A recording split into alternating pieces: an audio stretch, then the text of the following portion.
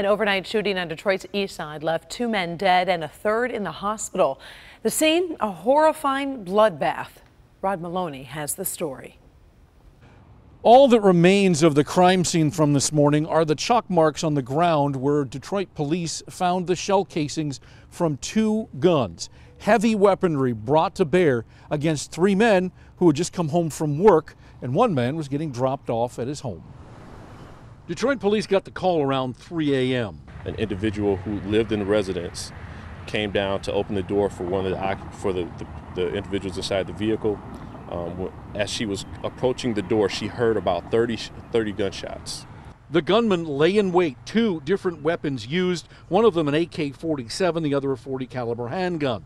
The incredible volley fired at point-blank range. 2 men died instantly. Martinez Wilson and Nathan Molesley of Detroit. A third, 31-year-old Christopher Miles, remains in the hospital in temporary serious condition. Apparently the only living witness, and police definitely would like to speak to him as soon as possible. Martinez Wilson's parents came to the scene and wept openly, mourning their young son's passing. They say that he'd survived childhood surgery and was working 2 full-time jobs, not involved in Detroit's violent and destructive crime scene. He wasn't a thug. He wasn't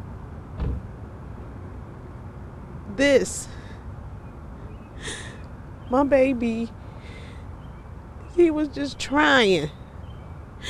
When one thing failed, you try something else. Taking lives, and it don't even matter whether it's black lives, white lives. People don't matter about lives anymore. They just don't care about life, and that's sad.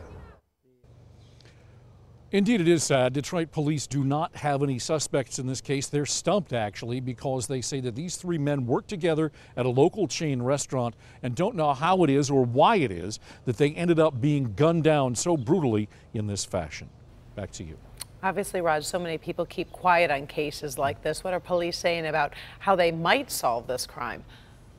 Well, one of the things that they told us is that there was another shooting within hours of that shooting in the city of Detroit in the 5th precinct. So they're looking at whether that might have something to do with this. And they also have their violent crime task force on this, but they're still looking for clues. If you can help, they certainly are looking for anybody who might give them some kind of information.